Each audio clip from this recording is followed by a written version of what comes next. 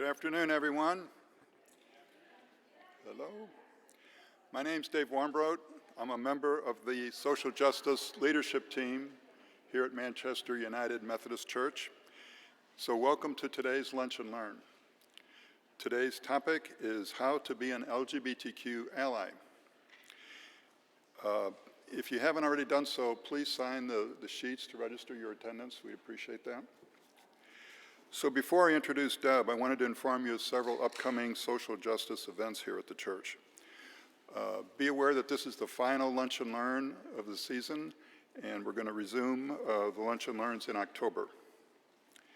The leadership team has been really busy the last year and a half or so, and up till now there's been one ministry, the LGBTQ plus Family Support Network, but we've recently added 3 new ones: gun violence, anti-racism, and mental health. And so I encourage each of you to consider joining one of these teams. You can see Deb, myself, Allie at the end of the session today. I'd be glad to talk to you about it. Also know that the Family Support Network is going to have a table in the church lobby for the next 2 Sundays like we did this past Sunday. We invite you to come by and get some pride stickers, flags, information, and just connect with the leadership team. And before I introduce Deb, I want to just plug the Walk Justly conference. There's cards on your table that have a little explanation about what that's about. It's going to be Friday, October 20th, starting at 8 a.m. and concludes Saturday afternoon, October 21st at 4 p.m. There's more than 13 speakers from around the country, and it just seems like it's going to be a great event, so please consider attending that. So on to our speaker, Deb Reinhardt. Deb was one of the earliest members of the LGBTQ plus Family Support Network when it was founded 6 years ago. My wife Barb here at the table and I led that ministry for the first 5 years of its existence, and we passed the reins over to Deb a little over a year ago, and she's off to a great start. Deb helps with the Epworth Lunch Ministry at the Drop-In Center, led by Barb Zenzer. Thank you, Barb. They prepare meals for up to 40 young people who are in foster care or don't have safe housing. And some of these young people are LGBTQ kids. Deb's also involved in Free Mom Hugs in Missouri, and she sings in the MUMC Chancel Choir here. So, and she's asked that we hold our questions until she's finished with her presentation. I'll grab the mic and bring it around when she's finished, and you can ask your questions. So without further ado, Deb Reinhardt.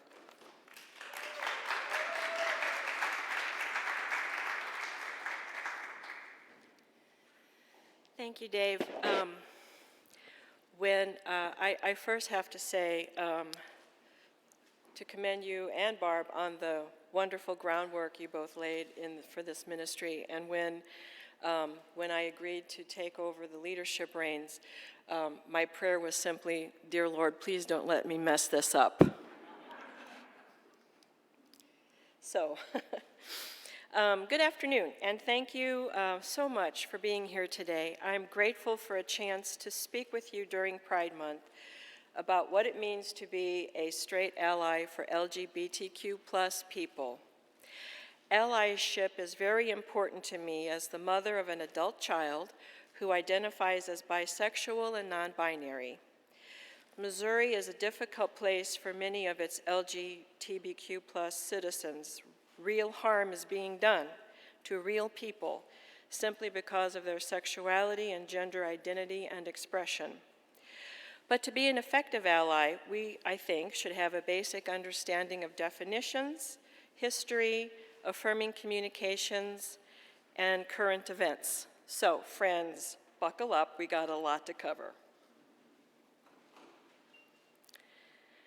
According to the Merriam-Webster Dictionary, the definition of an ally is one that is associated as a helper, a person that provides assistance and support in an ongoing effort, activity, or struggle.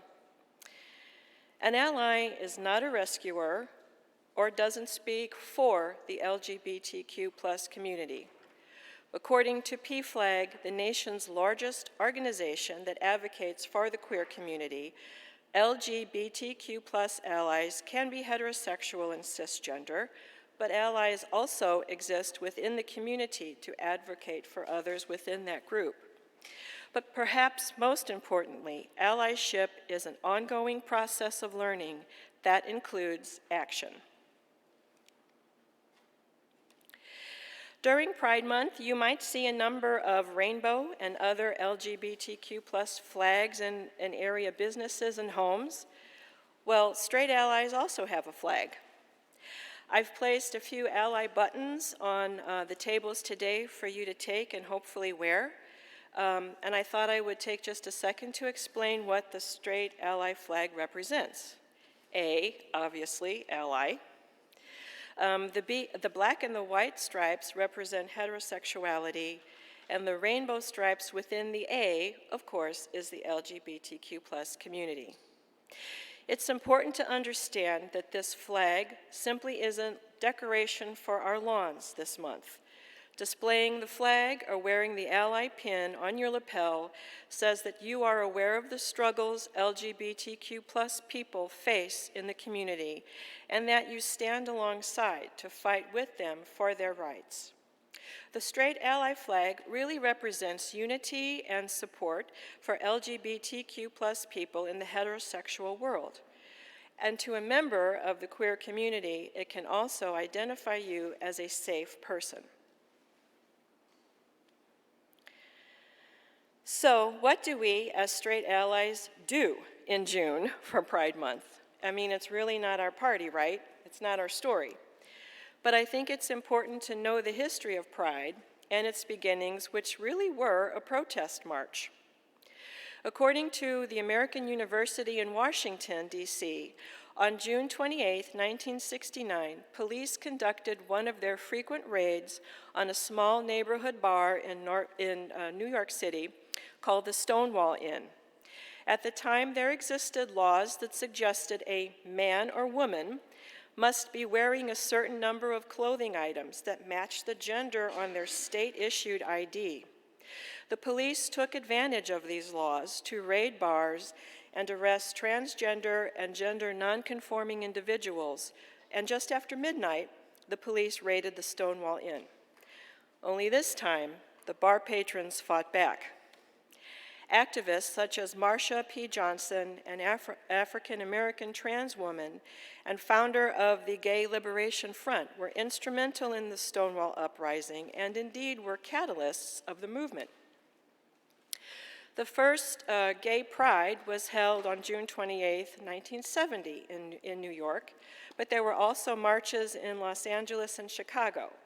A year later, there were pride celebrations that spread throughout the world.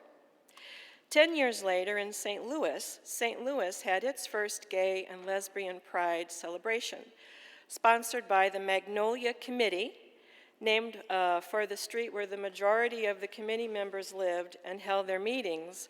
A week's worth of activities were planned in April, and each year thereafter, Pride St. Louis grew larger. In the process, Pride St. Louis, the nonprofit organization that plans Pride Fest each year downtown, was born.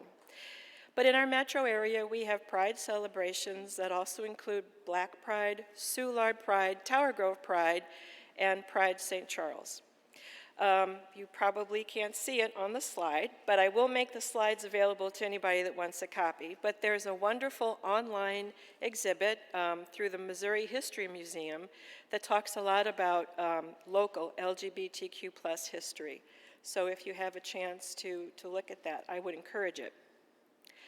And then 30 years after Stonewall's riot, President Clinton made a declaration that June would be Gay and Lesbian Pride Month.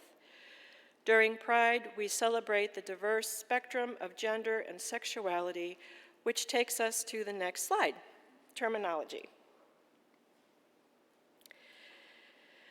For many straight folks, LGBTQ terms and acronyms can be a little bit confusing. So I'm going to start with the basics and we'll build from there. LGBTQ+, this acronym you're going to hear a lot. L represents lesbian, G, gay, B, bisexual, T, trans, Q, queer, and it is no longer a derogatory term that many of us grew up hearing. Queer is sometimes now used instead of LGBTQ+. And that plus sign that's at the end represents the other genders and sexual expressions that exist, such as intersex and asexual.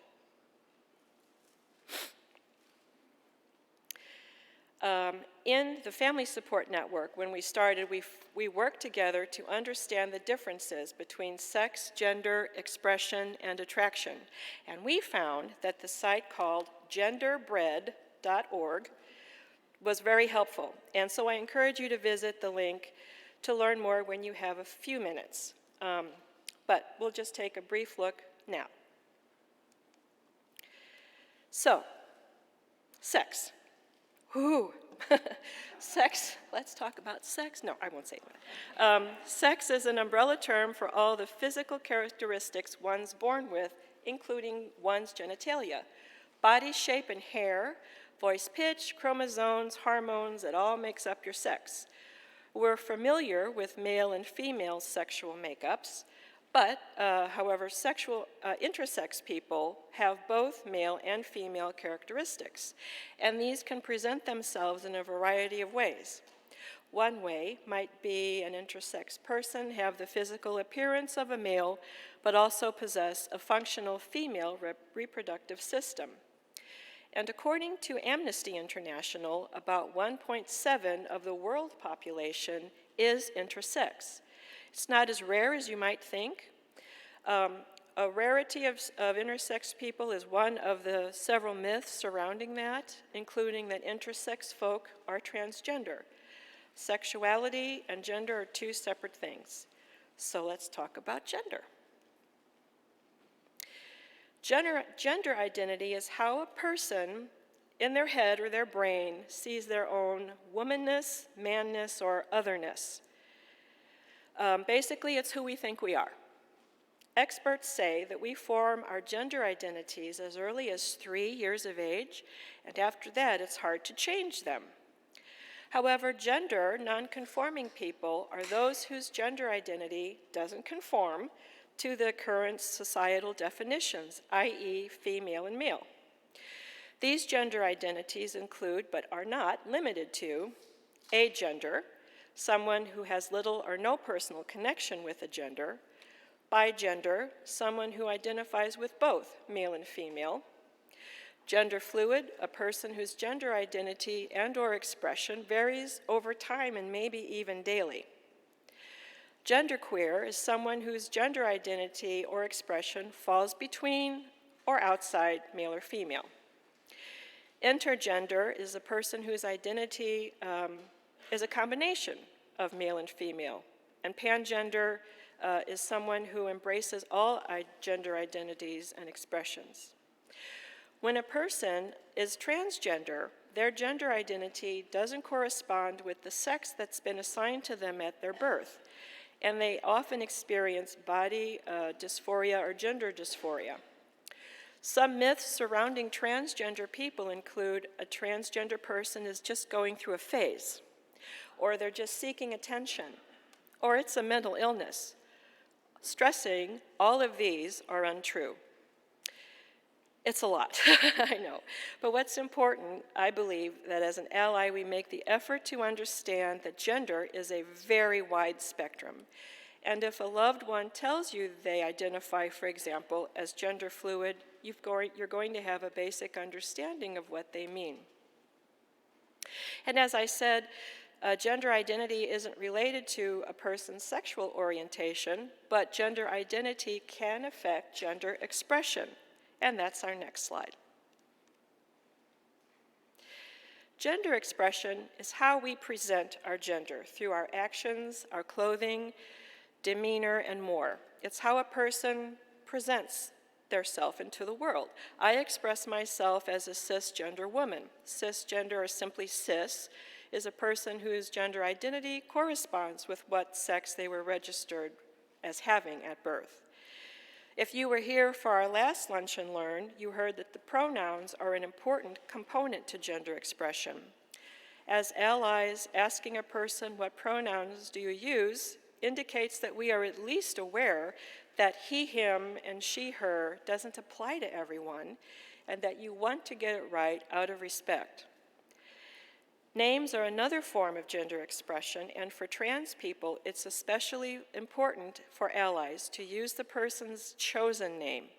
In fact, the name given to a trans person at birth is often considered by them as a dead name, and so it can be very triggering for them to hear it. Attraction and orientation, it's what make our hearts go pitter-pat, right? Attraction drives who you want to get romantically or sexually involved with. I identify as heterosexual, so I'm attracted to the opposite sex. But again, sexual orientation is a wide spectrum.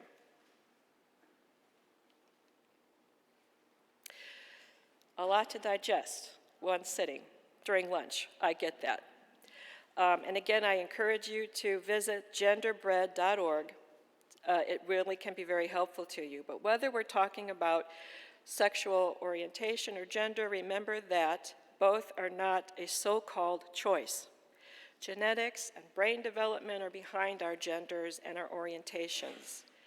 But let's move on now to situations you might encounter as an ally and the proper and healthy responses, starting with a loved one coming out to you.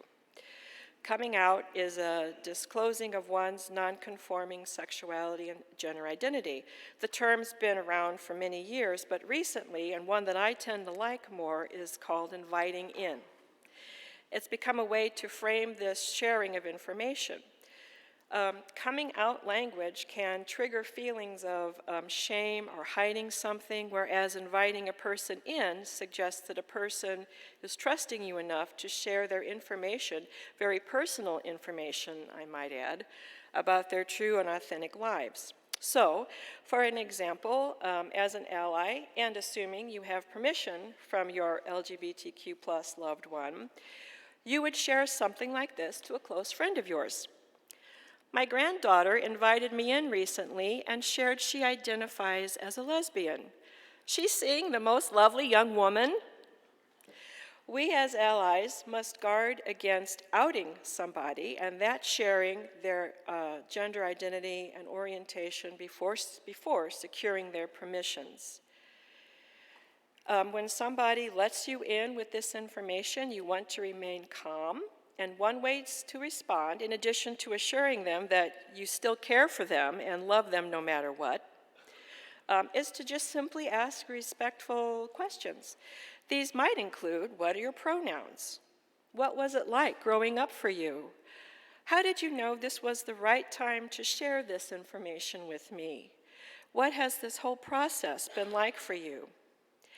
And thank them for sharing with you this information and ask how can you best support them.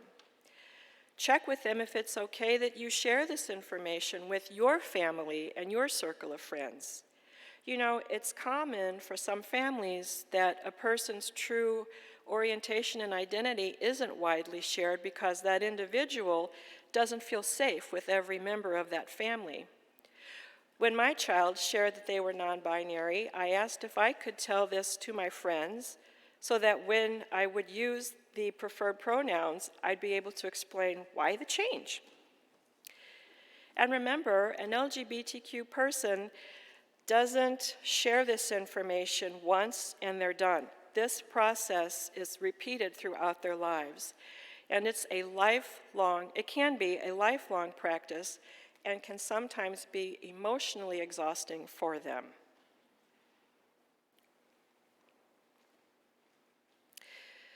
I think it's important to be honest and reassuring in the moment when a loved one lets you in about their orientation and sexuality. Tell them that you love them, you want to support them, and you want them to feel like they can be their most authentic self. If you personally feel conflicted or confused, it's okay to share that you don't understand some of the things they're talking about or sharing with you right now, but assure them that you will work to educate yourself. But be careful not to dump your emotions onto your loved one. Your feelings, of course, are real and they're valid, but it would be best to work through them with the help of a support group like Family Support Network, or with a member of clergy, or a Stephen minister, or a professional therapist.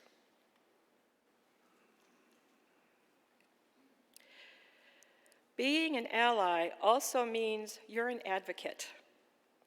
Stan Mitchell is a Nashville-based pastor and LGBTQ plus advocate, is quoted as having said, quote, "If you claim to be someone's ally but aren't getting hit by the stones thrown at them, you aren't standing close enough." I love something that a local and extraordinary chef, Rob Conley, who, by the way, will be participating in the Walk Justly conference. I'm so excited about that, yes.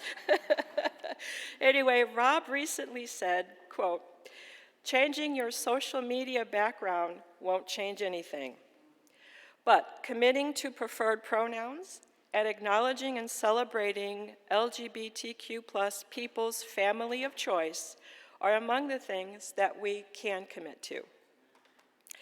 A good first step for many of us might simply be registering through the Reconciling Ministries Network to be a reconciling individual. Yes, that's a thing. Visit rmnetwork.org/RUM, R-U-M, to register and get the latest information and learn how you can help. You know, maybe you're not able to march at a protest, but you can call or write your senator or legislator or other policymakers. If you're not able right now to support an organization that serves the LGBTQ plus community, you can volunteer at their events. Work at a Pride festival.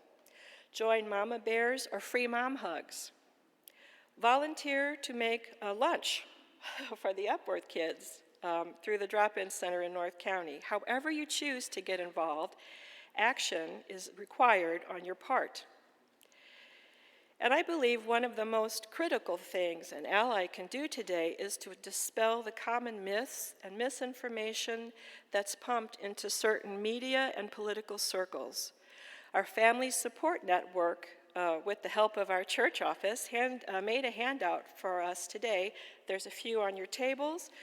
We also have them available Sundays at our Pride information table that's on the Allies. We're so grateful for that opportunity. Come by and get a copy, along with other good stuff.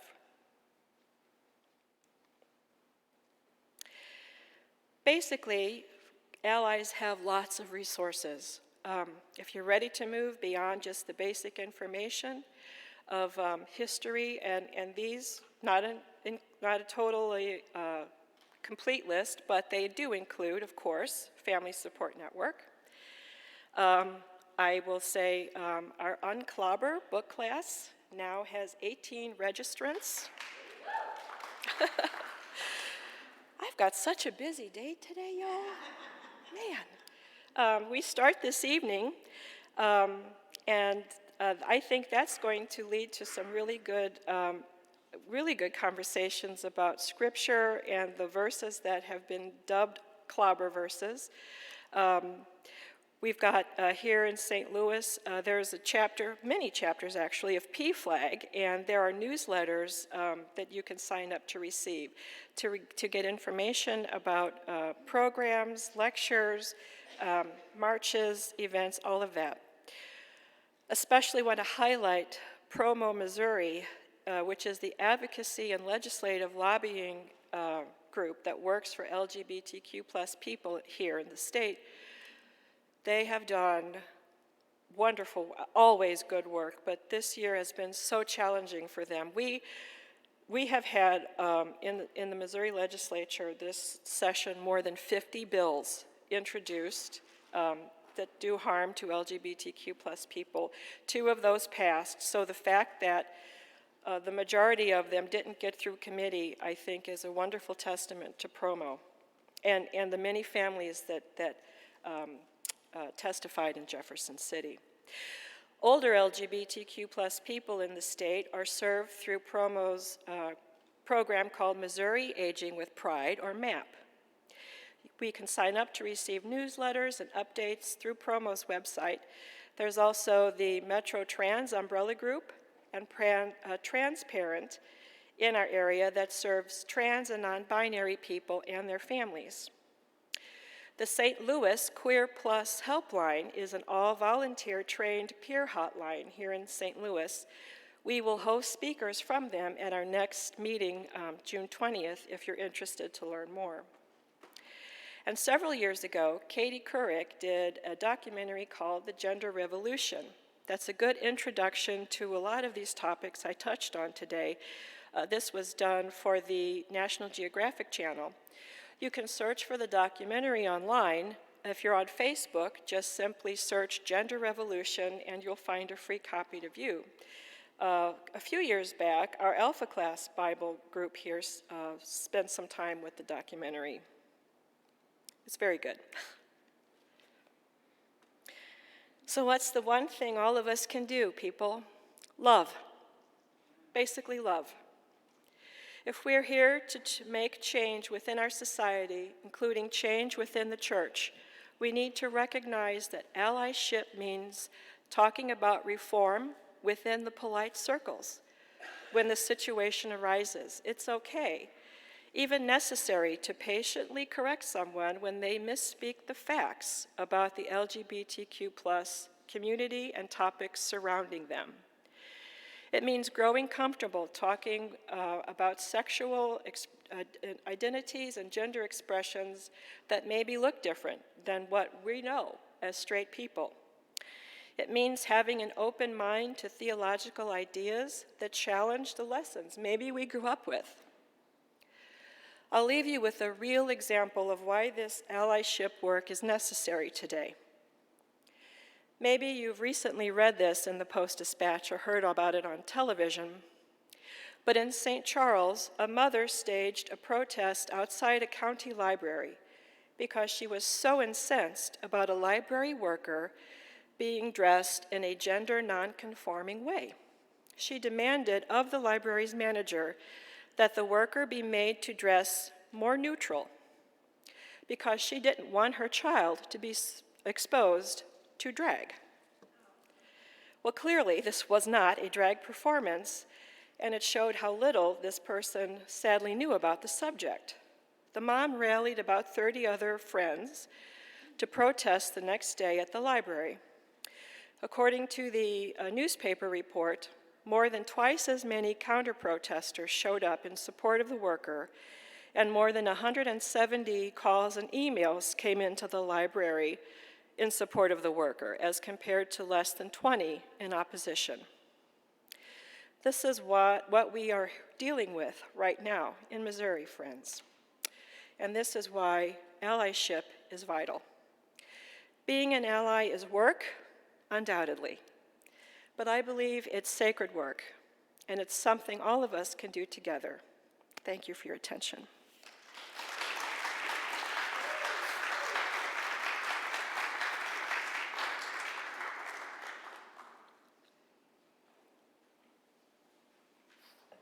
Thank you, Deb. Thank you. Good information and a good challenge to each one of us as we consider what's been said today. Just a clarification on the unclobber. Yeah. That's June 8th, right? Or June 6th to June 18th? It's June 6th through July 18th. Okay, so it is like 6 6 weeks, yeah. Okay, very good. So We're not meeting July 4th. very good. Questions? Anyone?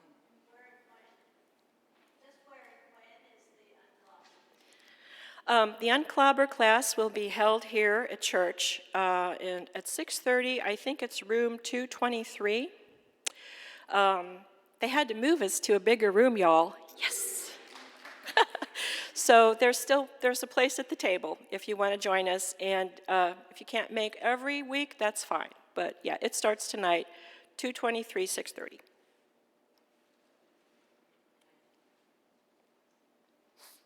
I wondered if there's a foster grandparent organization for some of these kids. Well, I'm not the foster expert in the room, but Gee, I wonder who would that be? But anyway, no, I can say that I do have some experience with the Epworth group, and you can be, I think they call them mentors. So it's not really through the state foster program, but you can sign up to mentor a youth, and Epworth also has, and they call it the FYI group, and these are preteen, teen youth that are LGBTQ plus, and so our lunch group and some others reconciling groups in church here will work with that group to, you know, reach out to them, provide parties, that kind of thing. Other questions? Did I do that much answering? Come on. It's a big spectrum, y'all.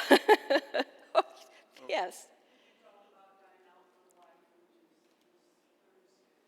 Oh, I actually did not know that. So maybe if Dave gives you the microphone, do you have that info?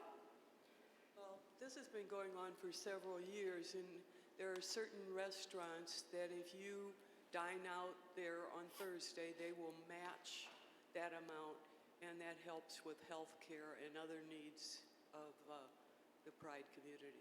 Okay. Yeah, okay. And that would be good for, maybe we can post that link on the social justice page later. Yeah. Good to know. Thank you. Anything else before we wrap up? All right, thanks again. Yes. So I have friends from college. We graduated in 1970. Do the math. We're on a daily text group thread. They live in Texas. All the people who are like us have left the group in anger and disgust over the repetition of Fox News statements that are not correct. And most recently, yesterday, it was about, well, you don't approve of, what do you call it in Africa, where they mutilate, genital mutilation. You don't approve of that, so why do you approve of underage trans kids getting gender reassignment surgery? Mm-hmm. Well, there's a lot to unpack with that, right? Mm-hmm. So it goes on and on. They bully us who are not part of their church, their Christian nationalism. And I'm disgusted and about to leave the group. As soon as several of us get frustrated, one or two will come in and change the subject, and we all breathe again. There are 15 of us. This has been going on for many years, but since group texting came up, it's a serious problem. Yesterday, well, would you like it if someone cut your granddaughter's breasts off? Yeah. What kind of social commentary group is that? Yeah. It is a very real problem, not just within your group chat, but around our country. And I think as allies, one of the things we can do, even though it feels like you're talking to a brick wall, is to correct that information. And I think when you encounter people who are very change my mind, you know, those guys, I think if we start the conversation or start the question with, what was the source of information that you have about that? And then just share, that's why I think it's important to have stuff in our pocket, you know, that says, well, actually in Texas or in Missouri, blah, blah, blah, right? Nobody's getting that surgery done at a young age. But it's very frustrating, and it can be exhausting because it feels like, you know, it's just, the attacks are nonstop. But I think that we have to learn how to stand up to those and not be afraid to speak out in our groups. You know, we were trained not to talk about that. You know, maybe we feel like, well, I like LGBTQ plus people. I have a gay friend. Okay, so what are you telling the world about your friends, right? So I empathize with your friends in that group, but if I could just encourage y'all to just stay strong and be the voice of change, maybe. Yes.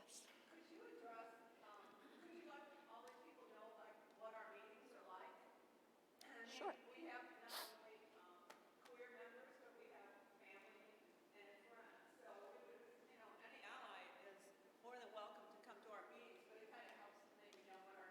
Okay, sure, yeah.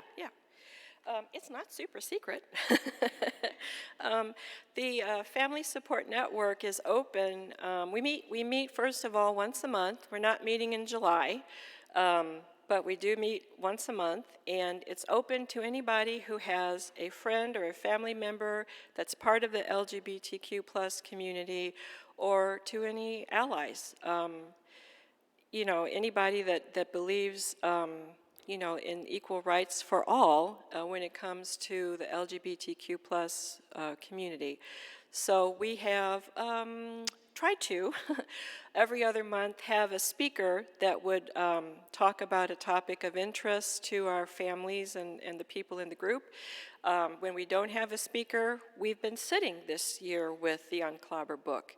And based on the good responses that I had been getting from members of our SFN people, I didn't say that right, Family Support Network people, I asked Winter, could we do this for the church? So,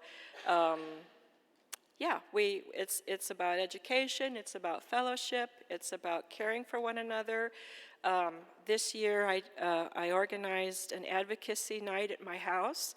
I made chili, which is so good. I'll give you the recipe if you want it. And then we just broke out in different parts of my house with our cell phones and left messages to a number of GOP legislators in Jeff City. And by the end of the night, we had left about 50 messages. So it's a little bit of all that. And we looked through it. One lady this past Sunday asked, well, how are you guys different from PFLAG? And I said, well, there's not a lot of difference other than our group, when it's appropriate, will look at things through a faith-based lens. I think PFLAG is more of a secular organization. They do amazing work. I think there's room for both of us here in this community.